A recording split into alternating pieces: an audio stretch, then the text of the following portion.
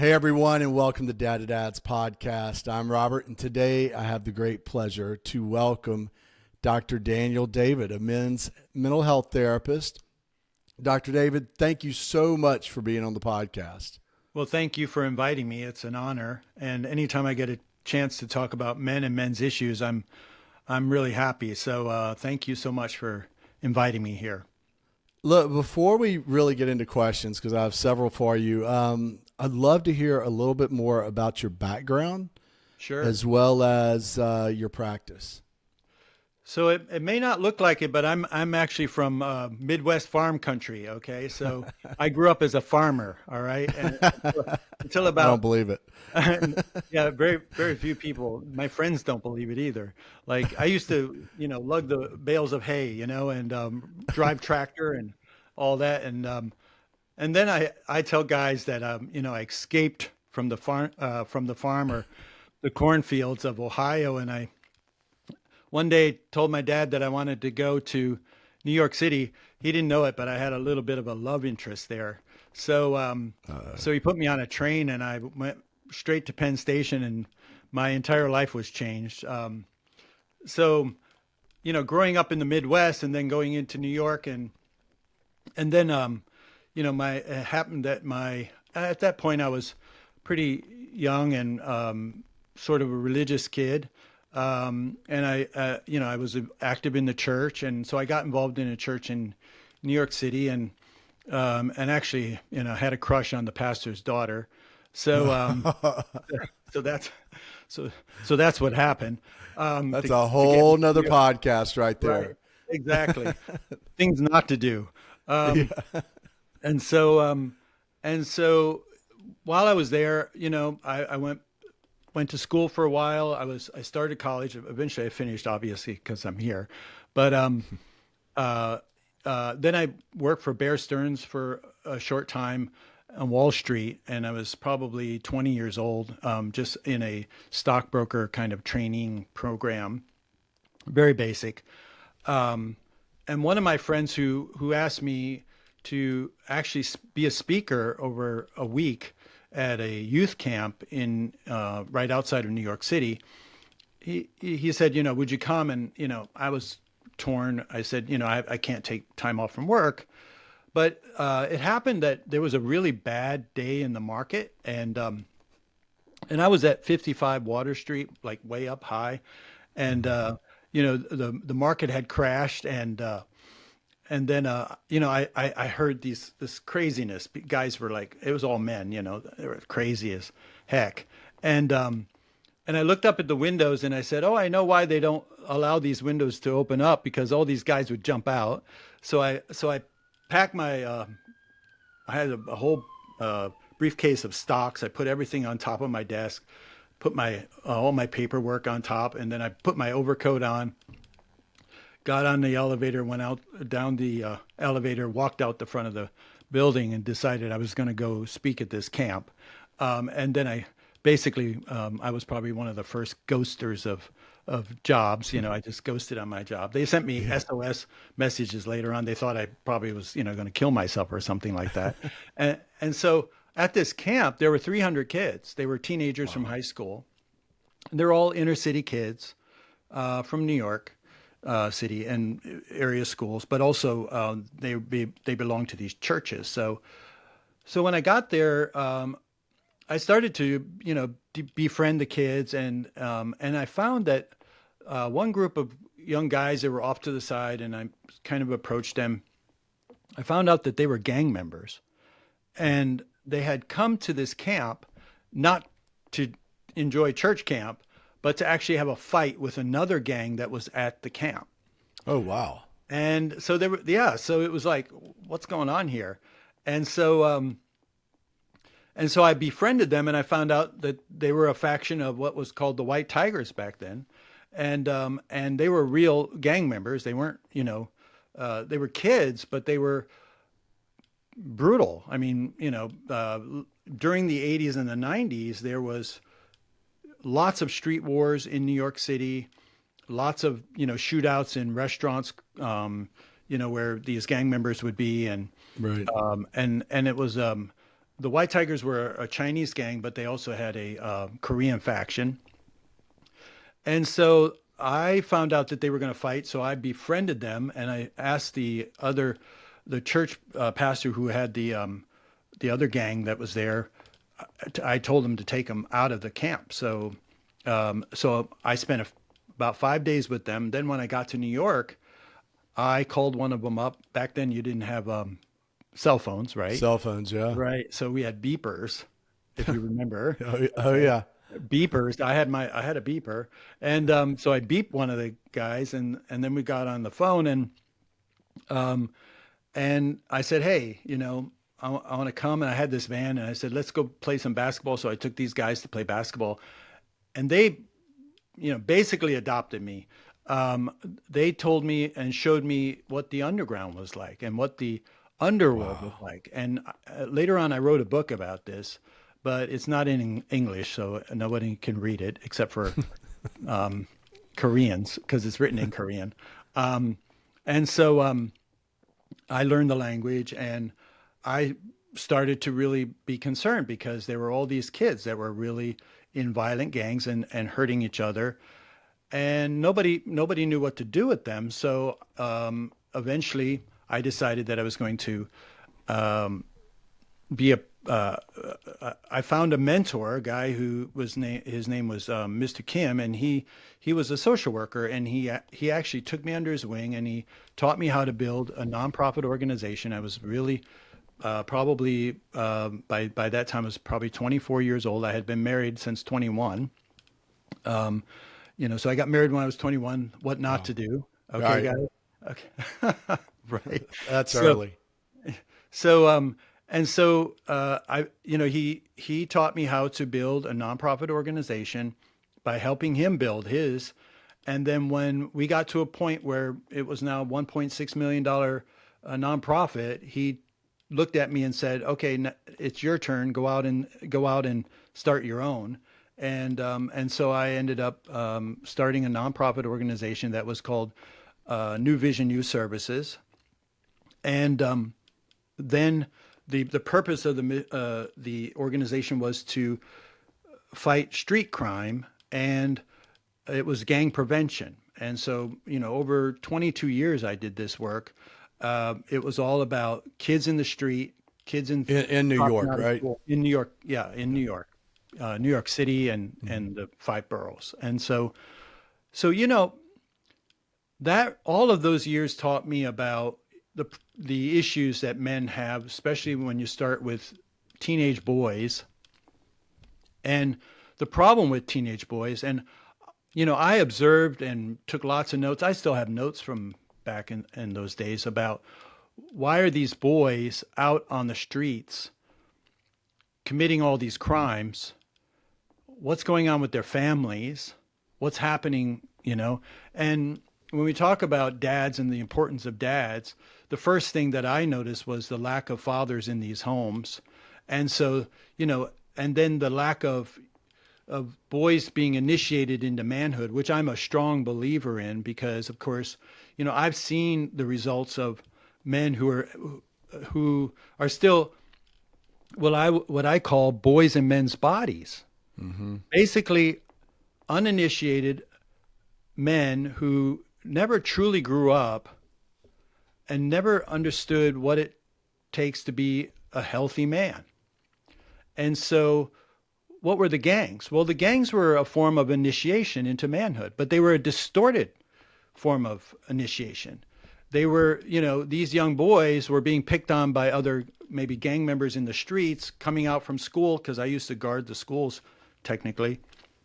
And the boys would come out, and then they'd be picked on, a few blocks down, they'd be, beat up by gang members. And then it would force these boys to seek protection. Well, who are you going to seek protection from? If you're being confronted by a gang over here, you're going to go over to the other side and say, hey, can I join? And, Right. and so these boys were being basically forced into gang membership just so that they could survive in the streets of New York City. And this was the 80s and the 90s. This was a very different New York than it is today. Okay. Right. Yeah, New York Times Square is like Disney World compared to what it was back What it then. used to be. I Oh used yeah, to I walk. remember. Yeah. So so that's what I started to observe was, okay, well, this is a type of initiation into manhood, but it's distorted. They're really vulnerable to nefarious men who want to use them. And back in the day when the laws were different, a little bit different, these gang members, these adult gang members, and by the way, they were tied to different mafias, the Tongs and the Hmm. Triads in China and in Taiwan and Hong Kong, and then in South Korea, they had these mafias, and these were older guys, well into adulthood, that were enlisting these young guys to, basically watch houses of prostitution, to watch gambling houses, to watch drug dens, basically, and carry guns because Wow. an adolescent back in that day could carry a gun and not get adult charged with an adult crime. So later on, the law changed and changed in a drastic way, but they would use these young guys as a way to take care of their business so that if they got arrested, the kids got arrested, they wouldn't get so much trouble as the Right. adults, right? So that's where I started, and to make a long story short, that's what I did for 22 years. I ran the organization. If you remember Johnny Depp in the 21 Jump Street, Yeah. Yeah. I had eyes and ears on the streets of New York, in Flushing, Queens, and in Chinatown and other areas that were kids who observed, and they would report back to me all this information. They would collect information on gangs, and then I would collect information on gangs, right? And eventually, two of the largest schools that had a huge population of these immigrant kids asked me to have, they each gave me an office in the schools. Benjamin Cardozo High School was one. And and so I used to actually do counseling with these boys in school and get them off the streets back into school, and a lot of times I would have to challenge teachers, like, you're the one who put him out on the street, and and I'm telling you to he's going to come back to school, and you're going to teach him, because by New York state law, you have to teach this kid. And I don't care if he's fidgeting. That's the Right. problem with our education today is, the kid's fidgeting. He's a nuisance. No, he's not. He's a boy. And Right. what boy is supposed to sit there and stare at a whiteboard for 8 hours a day? They're meant to Right. be out running around, right? So our educational system has basically, caused the problem too. So now you got me started. No, keep going. I love this. I want to hear a little bit more about the educational system, and let's touch on that in a minute. But how it's, I guess, kind of doing a disservice to boys. It is, there's a lot that's already baked into our society that is disadvantageous to boys. Um, the school system, when we have like something like 75% of teachers are female, and not to say that, they're not doing a great job, however, when you're dealing with boys, you have to understand the mind of a boy. You have to be able to tolerate certain things with boys. You have to be able to um, work with boys so that they are, active with their learning, because a lot of them are using their physical body. They need to use their physical body in learning.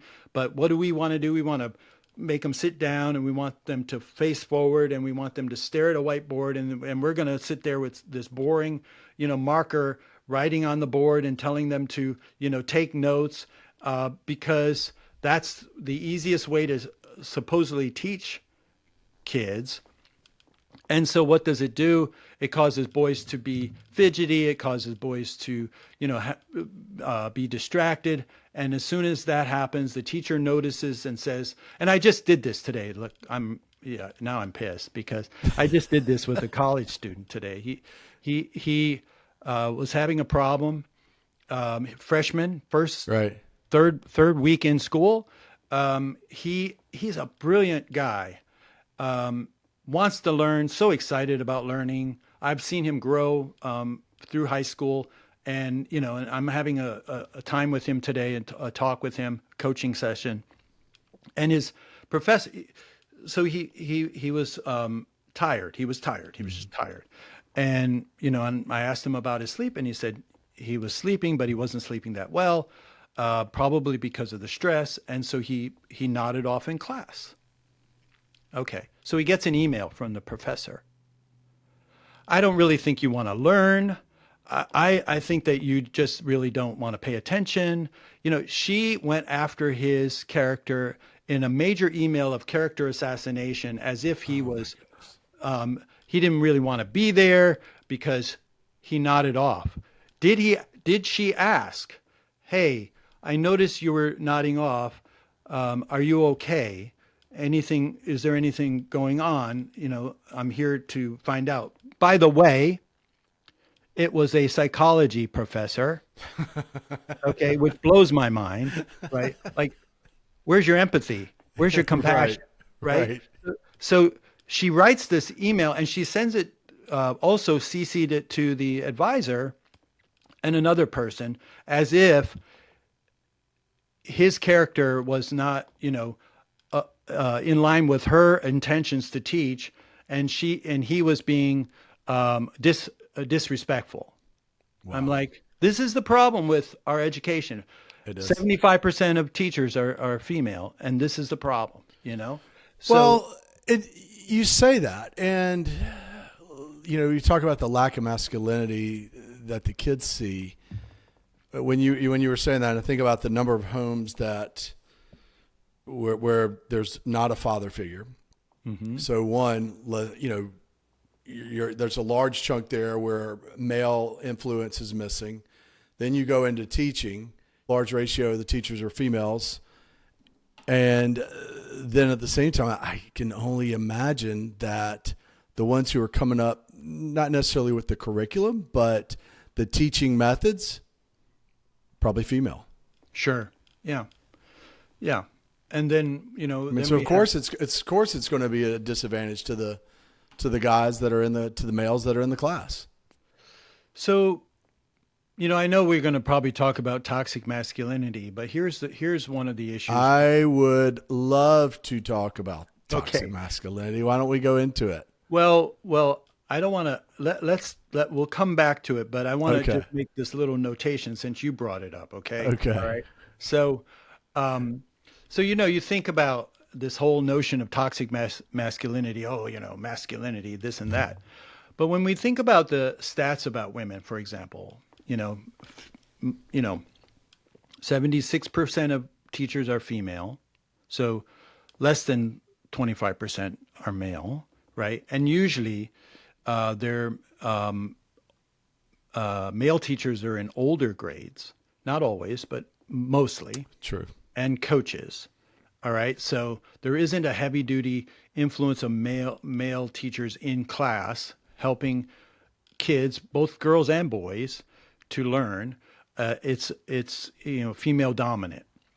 Then you have therapists and counselors. I'm in a profession where when I go to a conference, sometimes out of 200 women, I'm maybe one of 10 men in the room.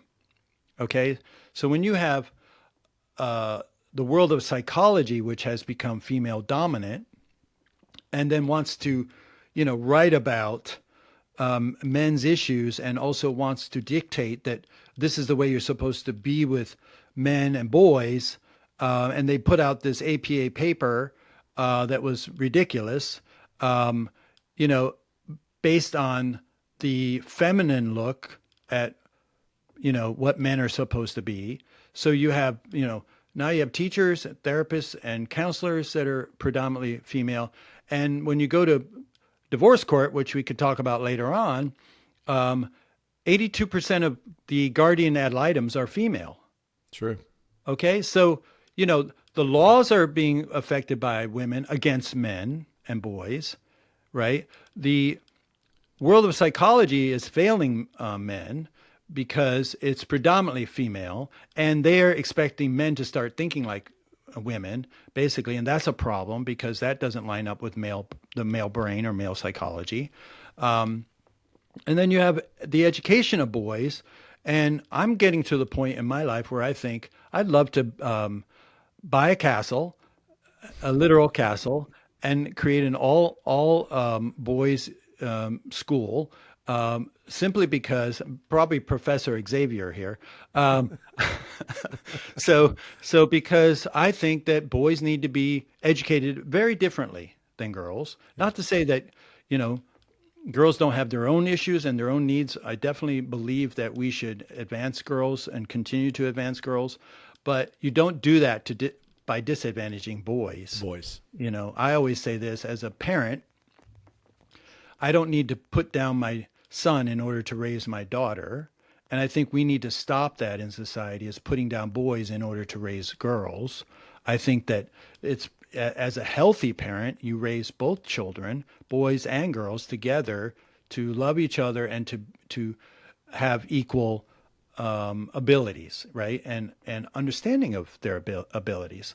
So, but you don't say, well, to your son, oh, you stay there because your daughter or your sister needs to get ahead. You know, it's like, you don't do that as a healthy parent. I don't know any healthy parent that would do that. But we do that in society. We do that in schools. Now we're doing it on film. True. Okay, changing all the male characters into female characters. Now, you know, Captain America is a woman, and the Black Panther is a woman, and you know. Wait, I didn't know Captain America was now a female. I had Well, no I idea. thought there was one. Maybe. I mean, I had no idea. That it wouldn't surprise me. You know, Maybe I need to. I'll double check before this comes out, and if it's not, I'm gonna edit this part out so we don't give anybody any ideas. Go on Disney. Go on Disney Channel. Go on Disney Plus, because I think that's what it is. Oh my But gosh! but you know, think about it. You could add other characters that have been, you know, turned into women. You know, because, you know, it's time for men to step aside. I mean, Disney's been doing a great job with that. You know, as much as I like Disney World, I'm not a fan of Disney, Right. you know, Agree. producers here. So, but it's because society suddenly has to make up for lost time. So we're going to push all the boys off to the side, and we're going to only advance women. But we're now complaining about boys who are just like back in the day in the gang world. You know, teachers in schools would be up in arms about the bad behavior of boys outside of school and around the school, but they were the cause of it. They're the ones who pushed the boys out of school because of quote unquote behavioral problems, and they were direct contributors to the gang problem. And so now in society, we want to push boys out of the picture, and then we want to blame the boys for all of the problems of the world. And this is a real issue in our society that needs to be addressed. And so, you know, I think the world of psychology needs to be revamped and balanced out. I think teachers need to understand the difference. There's a difference in educating girls and boys, and get a hold of that. And this whole belief that, you know, gender is a construct, you know, especially because I see this as a denial of biology and the basic real sciences out there, except, Right. you know, gender science is probably the weakest. I challenge anyone to look at a gender studies program and find any biological classes in them, because there's none. Right. Wow. Okay. All right. So there's a problem there. And so academia it has pushed the notion of masculinity off to the side and denigrated it, basically made it as if it's some sort of problem in society, when in reality, a lot of, feminists are starting to act like more manly than men are. I know. Okay. And in their aggression toward and antagonistic attitude towards men. So we've got to understand this because it's having a huge impact on kids. And so in my practice, you know, I try to be balanced here and reasonable.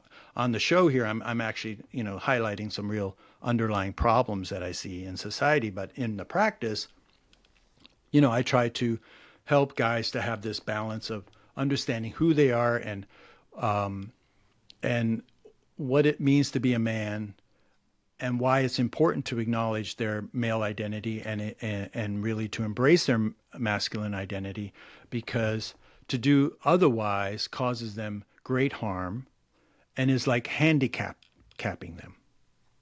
So, boys get very confused about what it means to be a boy and what it means to become a man, because they've heard all these things, anti-male messages, like, okay, how many shows where fathers are highlighted, especially, in nighttime TV, where the father is the bumbling idiot, Mm-hmm.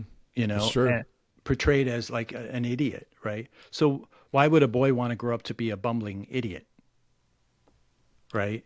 This is how society has really just painted masculinity as a problem, right? And I see it with my two sons as well. I mean, they're both great kids. It is not okay. There's times when I feel like it's not okay for them to be aggressive, where they're taught it's not okay. You're male. It's not okay to be aggressive. It's not okay. Whoa, hey, you're losing your cool. It's not okay. You're a male. No, it is okay. I know in our prior talks, you've talked about that. No, it is okay. You're a male. It's okay. It's okay to, granted, all within reason, but that's part of our DNA is being aggressive. And I agree. I mean, we have been, I feel like we continue to be suppressed more and more. Right. Well, because, Which, again, there we go, toxic masculinity, if we want to. Right. Right. Well, again, so when we talk about the influence of the feminine influence on male development. So when we talk about dads, we talk about... Yeah, let's talk about that. Kind of go in. I want you to keep going and kind of go into mom and dad roles, if you don't mind. Okay. So, when we talk about dads, we talk about, I often get these young guys who come to me and they have their first baby, right? Mm-hmm. And they're like sometimes scared shitless. Yeah. I was there. Like, what the hell do I do? Yeah. Right. And so, and I'm always happy when they, they're calling me up and going, I had my first baby. I'm like, well, I'm certain your wife had the baby, but I understand what you're talking about. And I don't know what to do. And, I want to come to the therapy and get some coaching on, what can I do to, be a better dad? And I'm like, perfect. I said, you're going to stop generational harm right now, because by you learning to take care of yourself and becoming a better man, you're going to be a better father. And so these guys come in and they're honestly, seeking, for themselves, but for their kids as well. So this is fantastic. But I always tell them, when you have a child, it's brain training. It's 100% brain training. And whatever you do with that child, you're training that child. You're training their brain. It's almost like having a puppy, okay, in the beginning, but even more intense, because whatever you do to train that brain, you're going to get results, whether you like them or not. And so you better be very careful about how you train that brain. And men and women train the brain differently. So we know that, for example, when's the last time you saw a woman throw her baby up in the air? True. Right? Have you ever seen a woman throw her baby up in the air? Never. No, never. And my boys loved that. Higher, Dad, higher. Yeah, higher. Yeah, exactly. Yeah. But, you have dads who throw their kids up in the air, it's like, as long as balancing them on one hand. I used to do that. Yeah. Right. Exactly. So why is it that our brains want to do that, where mothers like, okay, I want to hold on to this kid and, don't let it go. And that becomes a problem in teenage years, by the way. So men raise children, train brains differently than women do. And they need both. Okay. Right. So what do kids need? They need love from their mothers. So they need to understand the value of nurturing. the value of care, the value of closeness. Doesn't mean they don't get it from their dads, but these are like the primary vitamins that kids get from their mothers. Mm-hmm. What dads do for kids, boys and girls, is it's a different type of love. It's acceptance. And boys need acceptance from their fathers. Girls need acceptance from their fathers. Why? Because the father is oriented out into the world, meaning dads go, I know women work, but we're talking about in the nature of raising a child. Right. Fathers are more oriented towards out into society, what happens out there, and how will my child grow up and survive out in the world. So when we start to raise a child, we start to cause them to have a little bit of discomfort. So it's like wrestling, Mm-hmm. right? I forget, I think it was John Eldridge. He wrote Wild at Heart, and he talks about his boys, and I think it was a video or maybe a audio book that I was listening to, and he was said, like one day, they would get rough and tumble, and and dad was all about wrestling the boys and things like that, and one of the younger boys, I think, elbowed John in the nose, and he had a bloody nose, and the boy was like, his son was in shock, and John kind of said, he caught it. He saw the shock on his son, and he goes, "Hey, buddy, you got me." You know what I mean? and was actually not angry, but really happy about it. And so the boy went up and got his brothers, and his son went up and got his brothers, and they were all surprised that he had gotten them. So that's the sort of kind of rough and tumble that boys and girls need, truthfully, because what are we learning? We're learning about our bodies. At that point, what we can do with our bodies and what we shouldn't do with our bodies, right? And we're not going to learn that from our mothers. No. Okay? We're learning about how to take risk in life and what is appropriate risk and what is too harmful of a risk. So, and we're not going to learn that from our mothers. He was also saying this. He was saying, like they were in the car and they were talking about cars, and and his sons were saying, "Dad, what kind of car do you want?" And they were back and forth. And then then they asked Mom, "What kind of car should we get?" And she said, "I don't care as long as it's safe," right? Because that's the orientation of a mom. Right. It's like moms always believe that kids will always come home for Christmas or Hanukkah. Right. Right. And fathers are sincerely anxious when I have guys who have their kids graduate from college, and then the fathers get depressed. Okay. Yeah. And anxious. Why? Because is my kid going to survive in the world? Right. So fathers are oriented towards society.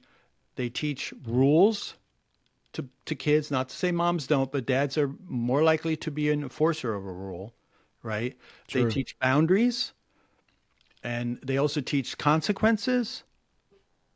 And these are important things for boys and girls to learn at a very young age, and fathers are more likely to do that as part of this brain training. Wow. So I just thought about you talking about with the gangs, and a lot of them were without a father, going back. And so they're looking for that masculinity, looking for that father figure. And then they find it in the gangs, and they're getting those same things, the punishment, the consequences, those things that they're learning from the gangs. Mm-hmm. I want to ask you something, kind of jumping. You were saying about initiating into manhood, boys being initiated into manhood. Will you go into that a little bit? So, as we were just talking about, like the fathers train the brain differently. Right. So boys need that sort of very tactile, rough and tumble, physical expression. And, you were mentioning about, anger and aggression, where, where we see problems in the world, we see boys getting angry and things like that because they've never been allowed to actually work it through their bodies. Right. They have to kind of do it in a sort of a way that society says they're supposed to do it rather than actually what's healthy for them. And so when we talk about boys missing out on fathers and not having that father role model, they get hungry for a father. Mm-hmm. And there's this father hunger that starts to happen in boys. And back in the day when I was out on the streets in New York City and dealing with gangs in the streets, they would find, I would ask them, why are you following so-and-so? Why do you follow him? And he would be just maybe an older male, maybe 25 years old, but to a 15 or 16-year-old, he's like an adult dad almost. Right. And they would say things like, well, he protects me. He gives me things. He makes me feel strong and powerful, like they would start to identify some of these dad needs in the gang leader. And it would be distorted, obviously, because this gang leader wasn't there to be their dad. He was there to use them, right, and to control them and expect things from them. So he would give them things, but he'd expect loyalty, right? So then I would see, the cops come and rough these young guys up, and it was so disturbing because I thought to myself, if only the dads were there and involved, and I would always ask about where's the father and why isn't he involved, and it would be some tragic stories. Sometimes the fathers were incarcerated, but not always. Sometimes the father was, through parent alienation, which we see a lot in courts. The father was basically made to feel unwanted in his own kids' lives or told to stay away. And so fathers, were told to stay away, so they stayed away. And there was a big void in these boys' lives. And when there's a void, boys start to want to fill that void, or they feel really bad about themselves. They start to get depressed, start to feel anxious.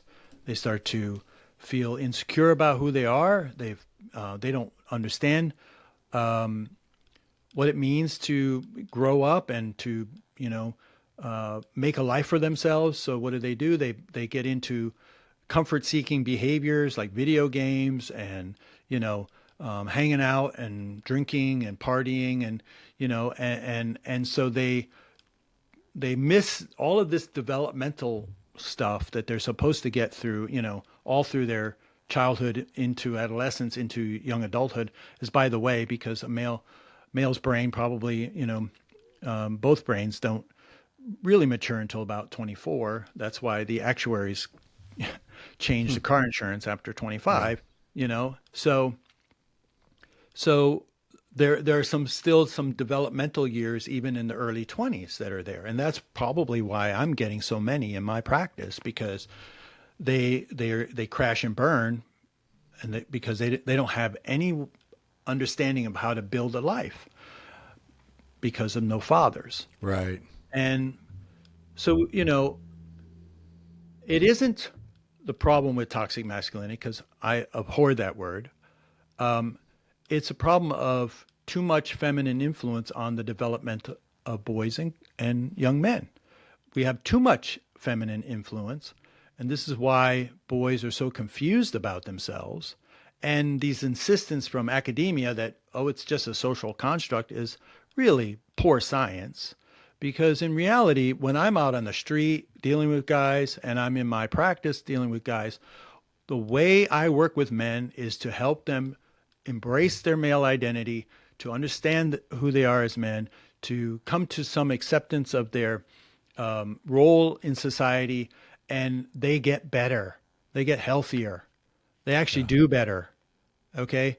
When I tell them, don't apologize for your male brain. Don't apologize for being a guy. Don't apologize for your male thinking. You know, mansplaining has been used. Manspreading has been used. Masculopathy. They want to, some, and these are, unfortunately, I got to talk about guys who do this to guys. And those are the worst. They are the worst. So, masculopathy, they want to put masculinity and pathology into one word, and then they were going to try to put it in the DSM for some reason, like masculinity is a disease. This is the twisted thinking of gender studies programs and these feminist run organizations that want to annihilate men, because they think they don't need men. All right. So, here they are, causing these boys to be confused. And as soon as these boys come around and they find someone who will invest time in them, mentor them, coach them, and tell them, hey, cut it out, right? Mm-hmm. They respond. They get better. Yeah.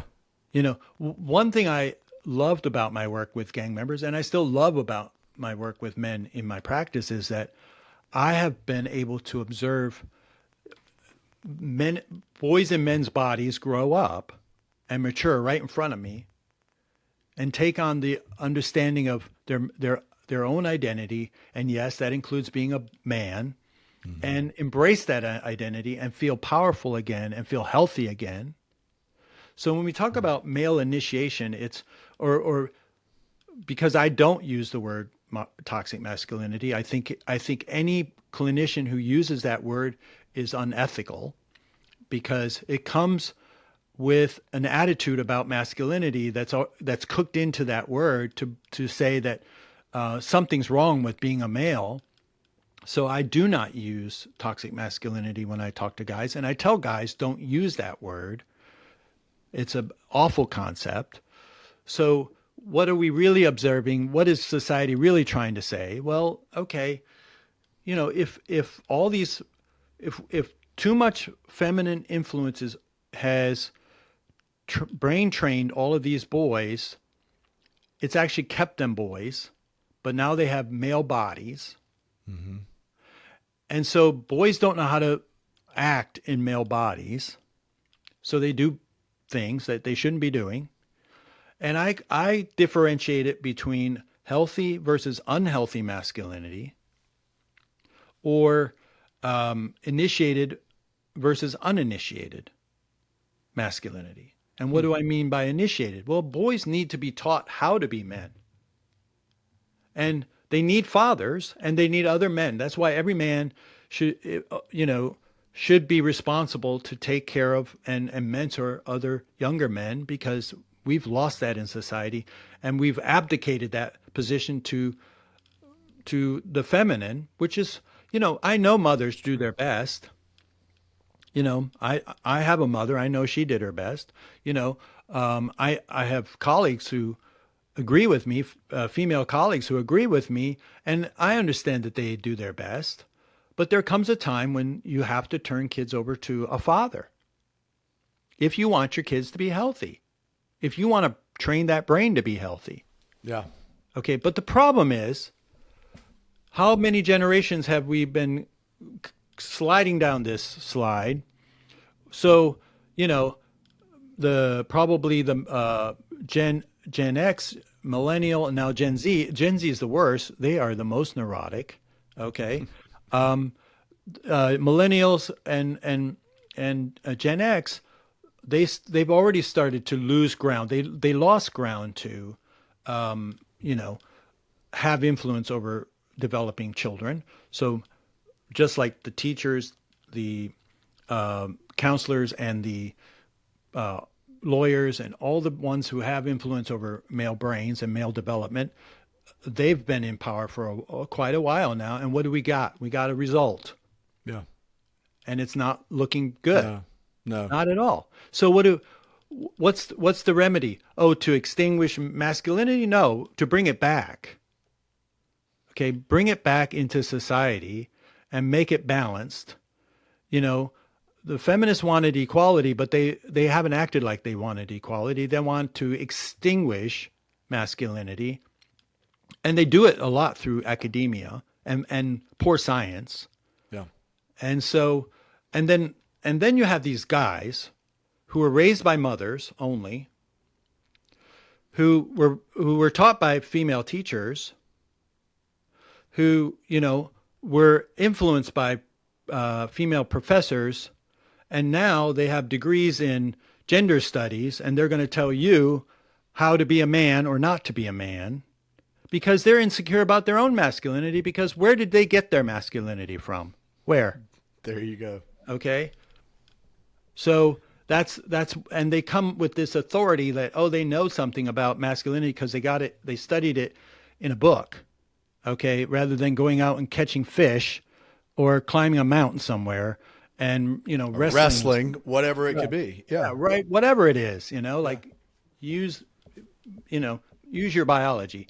Now, I do recommend The Female Brain by Luann Brizendine, and also the other book, The Male Brain by Luann Brizendine, because it's fantastic.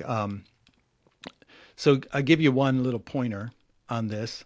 So she writes about the male brain. She says, around 14 or 15 years old, I shared this with someone once and he was like blown away. He goes, I said, she says in this book, she says, around 14 or 15 years old, your olfactory, because of hormonal changes in your brain for boys, your olfactory, your sense of smell changes. And at a certain point in your development as a boy, your mother should stink. And I know that. Okay. Wow. Your mother should stink. Why? Because you should start to say, oh, my sister stinks and my mother stinks at this point. Why? Because it's an evolutionary biology way of keeping boys and mothers from having sex. Okay? Really? Yeah. Well, why else would your mother stink? Okay? Yeah, right? yeah. Repel. Why do boys start to rebel against their mothers at a certain age? What age is that? Are there certain ages, like maybe where children, I'm sure it varies by sex too, where they need their parent, a certain parent more than the other? Or so I do believe that, when they're younger, they may need more of the nurture, but they still need, and this is no excuse for divorce courts to say that they don't need their fathers at this point. Because again, fathers do something different with the child's brain than mothers do. So mothers are here, let me give you a hug and kiss. Well, dad can do that too. Mm-hmm. But like I said, mothers aren't throwing their kids up in the air and wrestling with them. Right. Right. But kids need that because physiologically they need it. They need to develop into their bodies. They need to understand their bodies. And how are they going to do that? And, so you're wrestling with the kid and he accidentally knocks down a vase and, breaks it. Well, he realizes, yeah, my hands can do something. They can break things too. So I got to be careful. Well, how are you going to do that in a safe environment? Mothers don't do that, but fathers do. Right. So yes, I do believe at a certain, young age, they need that nurture, that warmth and that, but they still need dad to rough and tumble with them. And they need dad for different reasons throughout their development. So there isn't a time when I can say, oh, they don't need a dad, because they need a dad entirely through their development. And especially as they get older, because their bodies become stronger, they need a dad to set some real limits with them. Because I used to say this all the time, NYPD, I used to say, well, there's no dad in the house, so NYPD has to be the one to discipline the kids. The police were having to, rough up the boys because there were no dads in the house. So this is a real, one of those real issues where dads are extremely important, especially as the boys become teenagers and even into young adulthood. Like, Dad, what do I need to do to go to college? What do I need to do to build a life for myself? They need dads. So when I get guys in my office, I had one the other day, 34 years old. His dad died when he was 5. Mom had a few guys come into his life, but none of them stuck. So he was raised with his mom and his sister. He's got a heavy drinking problem, heavy drug problem. And so I started to talk to him about what it means to, have male influence in his life. And he started to tear up. And he said to him, it just hit him just in that moment as he was tearing up. He said, it just hit me. I never really had a dad, so I never knew how to handle myself. Wow. And I said to him, I said, I'm certain your mother did her best, but mothers can't validate masculinity. They're not men. So what do we need from our mothers? We need love. And what do we need from our fathers? We need approval, acceptance. And acceptance and approval from dads is a form of love. There you go. That's the male form of love. Okay? So that's what kids need, and that's why we have to bring back dads into kids' lives and young adults' lives, and we have to be mentors to even older men, because a lot of older men, like Gen X, didn't get a lot of this either. So, there's several generations that, it's gotten worse all the way down to Gen Z, where you could say that some Gen Z have more involvement with their fathers, but what kind of fathers are they? They were fathers raised by mothers. I don't know how many passive fathers or men that I've talked to who are fathers who are very passive, and they were raised by mothers. So they're not actually fully matured men on the inside. So they're not really fully initiated men on the inside. So what are they going to do? How are they going to teach their boys to be boys and to become men if they don't know themselves? This is so concerning. It's scary. Sure. I mean, it truly is scary, and especially having 2 sons. I want to kind of jump ahead. Mm-hmm. Do you see that there's some sort of upswelling, though? I mean, if you look on social media, it seems to me there is sort of an upswelling of masculinity. It's coming about. One of them, he's a little, I'll say it, I think he's obnoxious in ways, but Andrew Tate. I mean, what are your thoughts on somebody like Andrew Tate and him amassing such a strong following of, these adolescent and young men? I would love to spend some time with Andrew Tate. And I've watched quite a few of his videos, and if I could, I would love to spend a day with Andrew Tate, simply because I'd love to talk to him and understand where he's coming from. But what I can gather from Andrew Tate and his followers and the people that he talks to and resonates with is that Andrew is the embodiment of the teenage boy who is now rebelling against his mother. And this is where the Me Too movement tried to demonize men.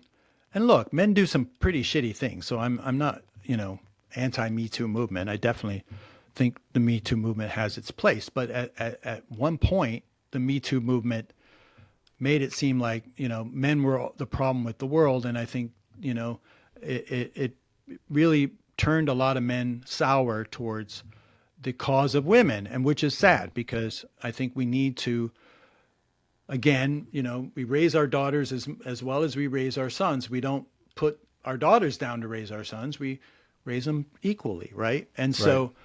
But Andrew is really the embodiment of this resistance to the feminine influence over the development of boys and young men.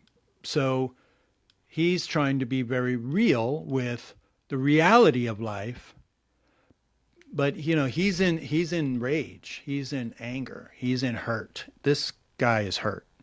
In my book, he's hurt, and he's expressing that hurt, and he's expressing it on behalf of society.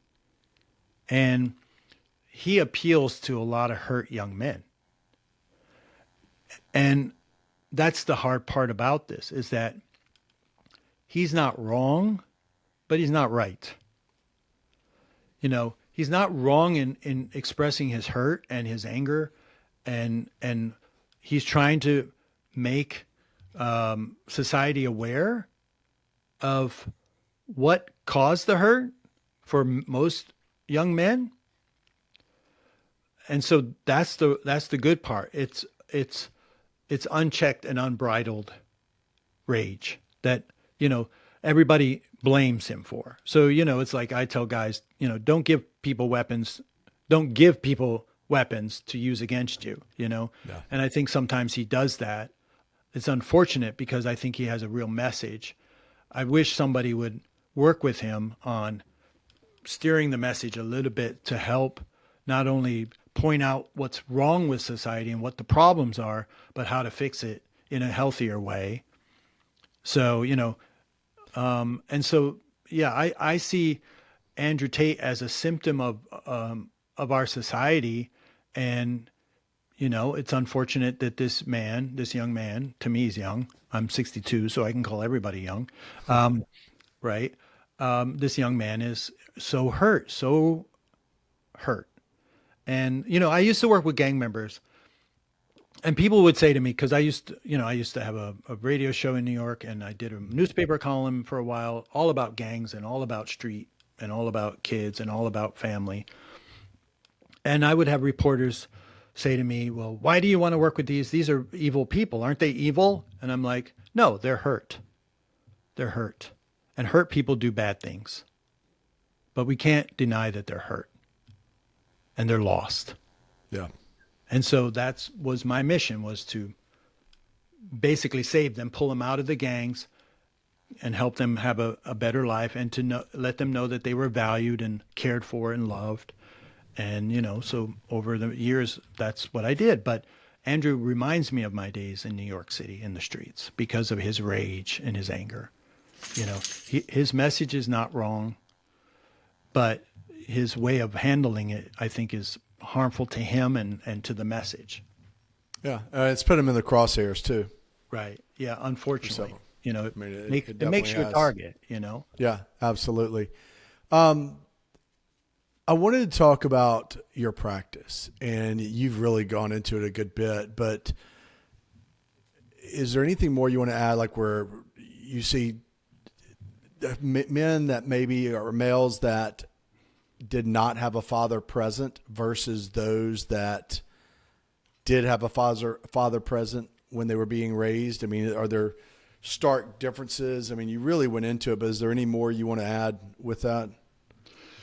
Well, essentially there is. So I always do a kind of intake and assessment in the beginning, and guys fill out this assessment form, and it's 39 problems that men bring into therapy. And when they fill out this assessment form, there are things on it that says, one is father wound, guys who have felt that they were wounded by their dads. And then, the father vow, which is the vow that boys take.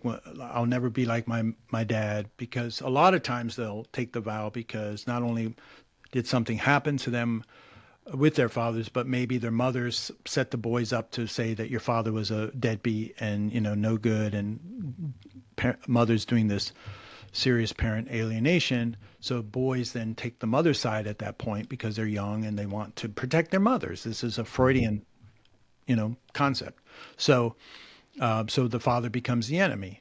And so when I get them in my office after doing this assessment, I can tell, okay, what's going on. So mother enmeshment is a huge problem with most men that come into my practice. They're enmeshed with their mothers.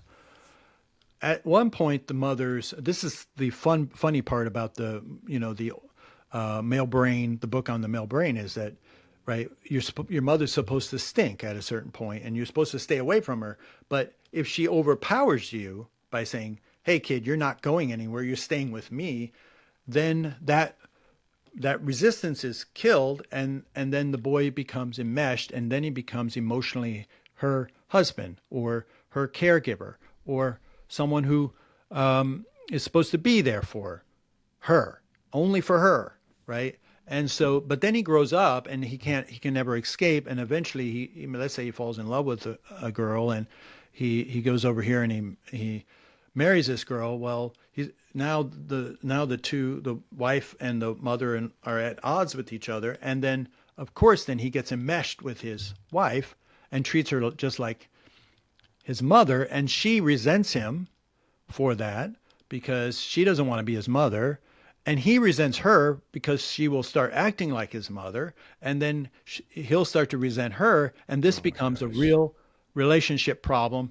and a mess. Right. So, so I spend a lot of time like, okay, unwinding this enmeshment, like, hey, you need separation from your mother.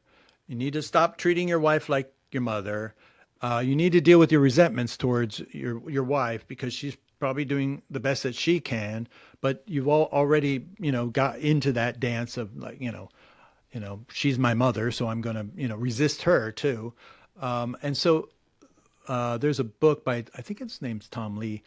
There's a book called Breaking the Mother-Son Dynamic, which I recommend to some guys because that mother-son dynamic can be very,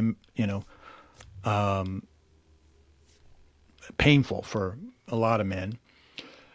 And a lot of these men grow up to be very passive because they have had the feminine influence over their development. So they're not allowed to be angry and not allowed to be aggressive and not allowed to do all be bad, so to speak. They all have to be good boys. So what do? They grow up and they have to go out into society, and they can't be assertive. They don't know how to say no to people. They can't set boundaries. They can't, say, this is what I believe in. They can't stand up for themselves. So they become very passive, and they're unhappy.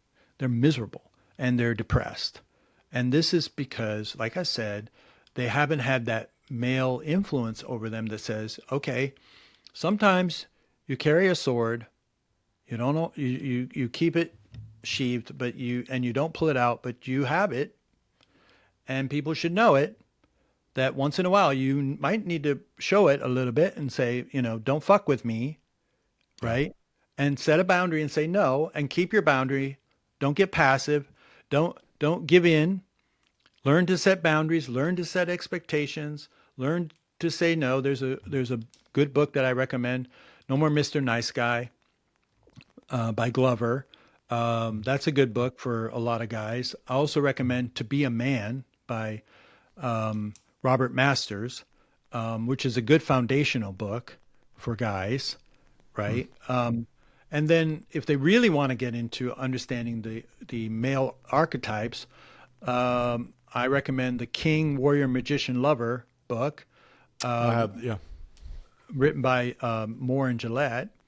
And so I start to lay a foundation, Look, I'm not a guy who drives a pickup truck. I don't fit into the stereotypical, dude, but I don't care, because we don't have to fit into those boxes. Right. So but you appreciate the role of a male, and you teach others how to live that life. Absolutely. How to accept it and live it. If they want to love a truck, fine, or a sports car over here, like I like cars myself. So, but the point is that, by the way, that's an essential difference between male brains and female brains. And this is, again, gender people don't want to acknowledge this, but, it's a pattern. Male brains have this pattern of liking things, like we just talked about trucks and cars. And, female brains tend to be oriented towards persons, right? So, It's why you don't see a lot of women as bricklayers or laying telephone lines or out there on these crews paving roads. You don't see. I've never seen a woman out there. Okay, No, because no. we like to fix things, and I tell guys, don't apologize for having a fix-it brain. Thank God we all have fix-it brains at some point, right? Yeah.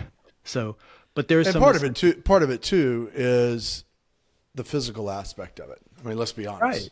right, right, I mean, right. say what you want to, but a female physically cannot do what a male can. Cancel me for saying that, but it's the truth. Right. And we're not here to we're not denigrating women by saying No, it. It's no. just a fact. Yeah. Unless she's been in the gym and she lifts 300 pounds, but there are very few women that do that.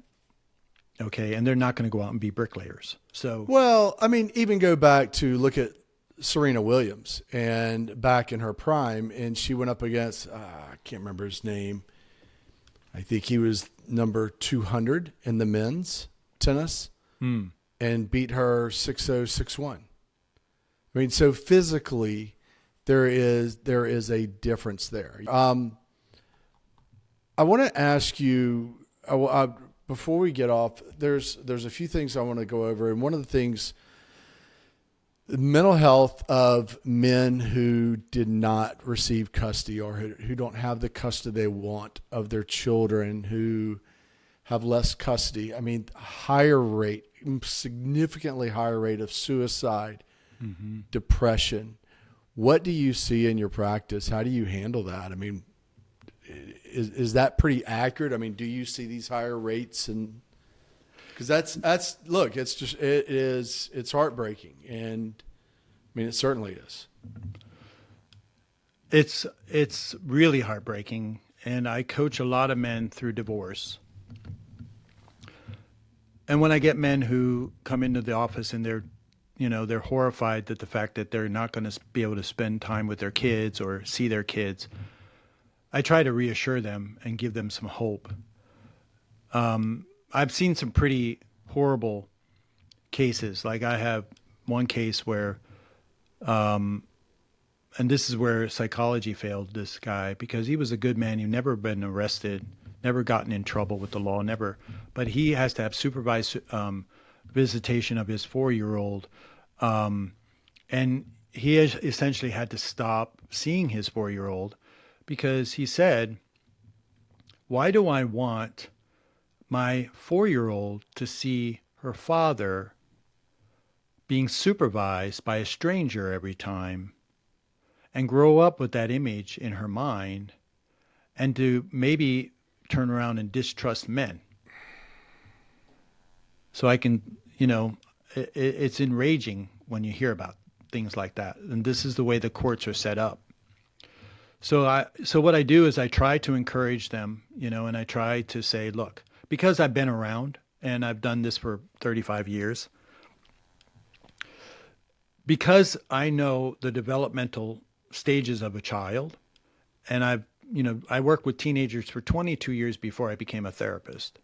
So I've seen it all, In the developmental stages of these kids, what I know is that around 14, 15, and 16, they start to have a longing for their dads.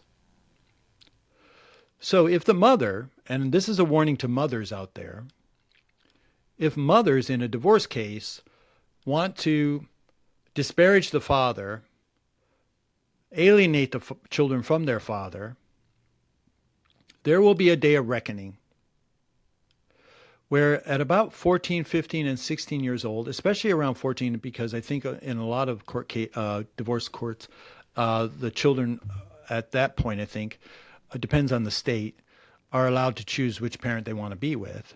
Mm-hmm. And when the children start to long, because it's a natural desire for kids to be with their dads, even if they were told their dads are, bad, they start to want to know for themselves. Mm-hmm. And all it takes is a couple positive experiences meeting their dads, and it changes everything, because they start to realize he's not so bad. Right. And I coach the fathers on how to spend time with their kids and what to do. And the kids realize, oh, my dad isn't bad. My mom said he was bad, but I like him. Okay. That's the beginning of the reckoning for mothers. And I have seen kids turn on their mothers and say, you lied to me. You deceived me. You took dad away. You pushed him away. And I've seen those kids want to gravitate. And if fathers are available, when they're available, and they can, really be with those kids, they'll win them over very, very quickly. So I tell guys, look, it's going to be a few years of struggle, but number one, just do your best to be available when you can for your kids. I also tell them, it's an illusion that when mom and dad is at home and the kids are at home, that we're all like focused on the kids 24/7, because that's not the case. Usually the kids are in the basement playing games, and Right. dad's up in the office and mom's, in her office, to be, have equality here. She has an office, he has an office, whatever. Right. But in a divorce situation, Equal sizes and everything. yeah, equal sizes, right. Same paint. Yeah. So, but in a divorce situation, when fathers are limited to, let's say, 2 or 3 days, sometimes that's not even the case, but let's say is limited in time with their kids, they spend more time focused on their kids, and their kids actually like that. Yeah. And they enjoy it too. So the kids are actually getting more of dad than they would have gotten if mom and dad were together. 100% agree. Let's see that. So it's okay, guys. You'll make it. You'll get through. So I coach them through that, and I try to give them hope. And even if they become estranged, like this one guy, basically he couldn't no longer see his kid because of this arrangement, and he doesn't have the money to fight it. So he's going to wait. I've told guys, write your kid an email every day and put it in a special email account. Little letters to your kid every day, or several times a week, and send it to this account. Then one day when they become a teenager, and in these emails, you can explain how you feel and how much you love them and how you miss them and all that. And then one day you give them the password to that account and let them go and read all that diary of emails. That's beautiful. Yeah. And that is beautiful. I've had guys do that, and the kids are like broken hearted. It's very sad, but they also realize dad did love me, and it does a lot to heal them, the kids. Yeah. Yeah. Okay. No, that's beautiful. And talking about it, you were talking about these toxic moms. Everybody wants to talk about absent fathers and deadbeat dads, but nobody really wants to go into toxic moms and talk about how harmful they are. And they are just as bad, if not worse, than these so-called deadbeat dads, absent fathers. So, yeah, there's Freud talked about it a bit, but Jung also talked about the devouring mother. Explain that. Can you talk a little bit more about that? So the mother that becomes, like a moment ago, I expressed what I see a lot of when I work with men. I see a lot of men enmeshed with their mothers. Mm-hmm. The mother says, I don't have a man to take care of me, so you're going to be my little man now. And she holds on to the boy. The boy's trying to push away because, like I said, they need to rebel. But she breaks that. She breaks it in him. And she then enmeshes with him and says, you're going to take care of me emotionally. And so that's the beginning of the devouring mother, where the boy no longer has his own separateness from his mother and his own separate identity. And what happens is that later on in adulthood, it develops into men who have a hard time sustaining closeness in relationship for fear of loss of identity. It's a type of what we call engulfment fear, to be engulfed, to be swallowed up. And that comes from the devouring mother. And also the fear of the masculine. So this guy that I was telling you, this 34-year-old guy that, told me, he started tearing up that he never had a dad. He also, because he was enmeshed with his mother, he didn't know how to handle men. He actually was afraid of men and became anxious around men. Now, outwardly, he would just, be himself, but Right. internally, he became very unsettled and uncomfortable around men. And this is the problem with the over intense female influence over male development, which is part of the devouring mother syndrome.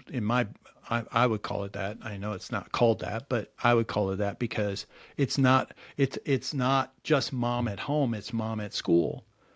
It's mom at the counseling office. It's mom everywhere. The devouring feminine. And so, but it teaches, and this is why we have so many men who align themselves with the feminist movement and, tell men, oh, you don't have to be that masculine type because they themselves are insecure about their own masculinity because they were raised mainly by mothers. Okay. So it's all a complex of the devouring mother. It's all included in that. And so, and this is what causes the problem in relationship for men because they have a hard time then to sustain closeness because of that. So I have to teach them, number one, we got to talk about your identity. And, something about identity is that, we do get to choose, I don't tell guys, okay, well, you have to be this certain type of man. I always say, whatever version you want. I don't care if you wear a kilt, it's okay. Some guys would call it a skirt. It's okay.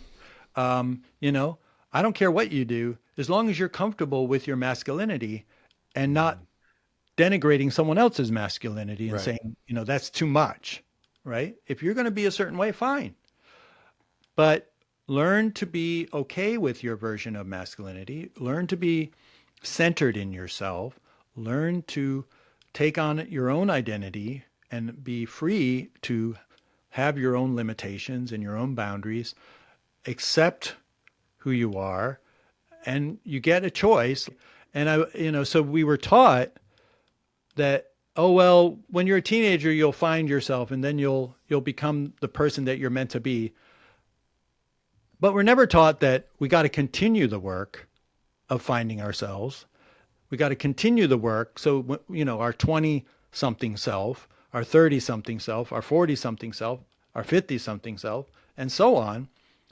We have to do the work, identity work throughout our lives, and that will make us healthy. So, so once these guys start to really embrace their male identity and who they are as a person, right? Because we're trying to really make them healthier people, then they know that they have to separate from their mothers, and they know then to treat their partner, their female partners, as a person, not a version of their mother, and to have that equal partnership with their wives, right?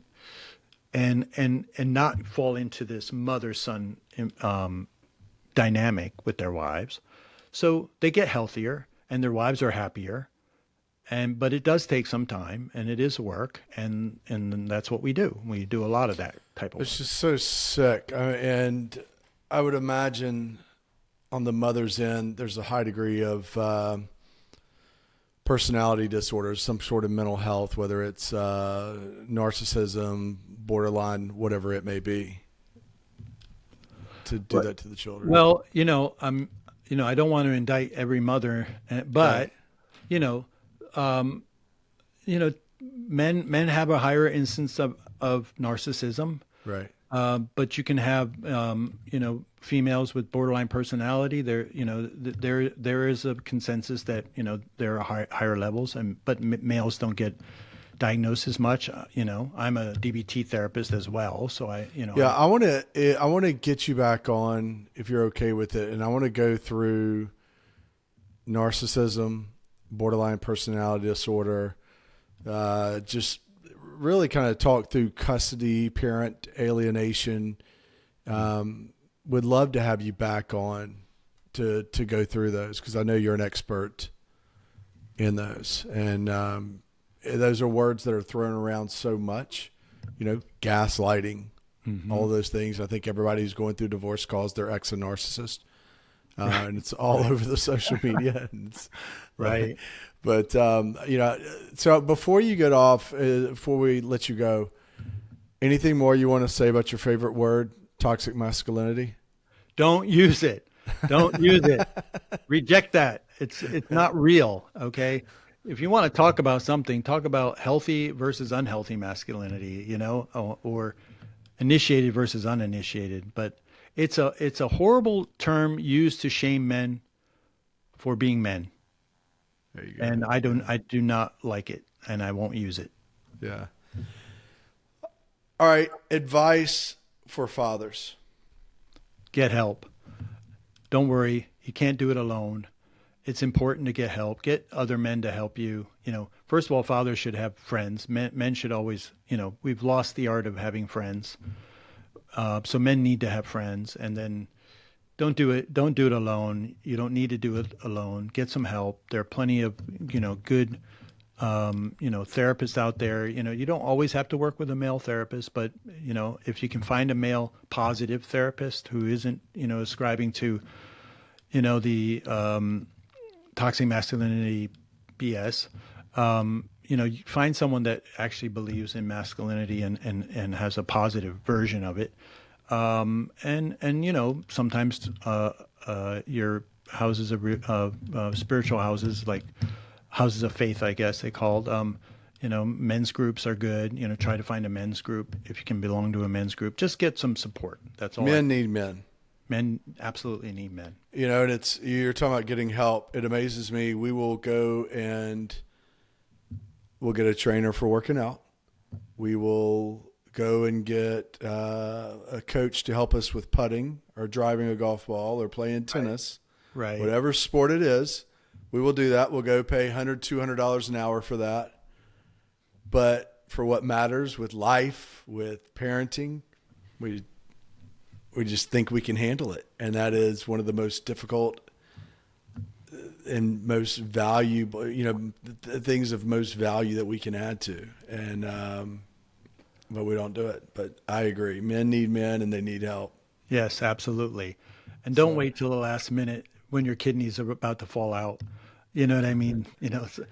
I get guys on the phone and it's like, I'm like, oh my goodness, this is a mess because, they've gone too long without help. So get help as soon as you can and get educated. Read some good books. I've given you a few here. Read some books too. No, that's great. Anything else you want to add that maybe we missed?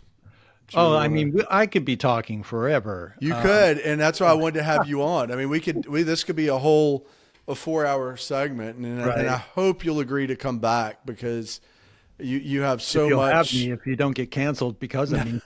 That's fine, but you have so much to share, and all of it's so important to men, to fathers, and I want to get that word out the best possible way. So I hope you'll come back on. And look, I imagine people will want to get in touch with you.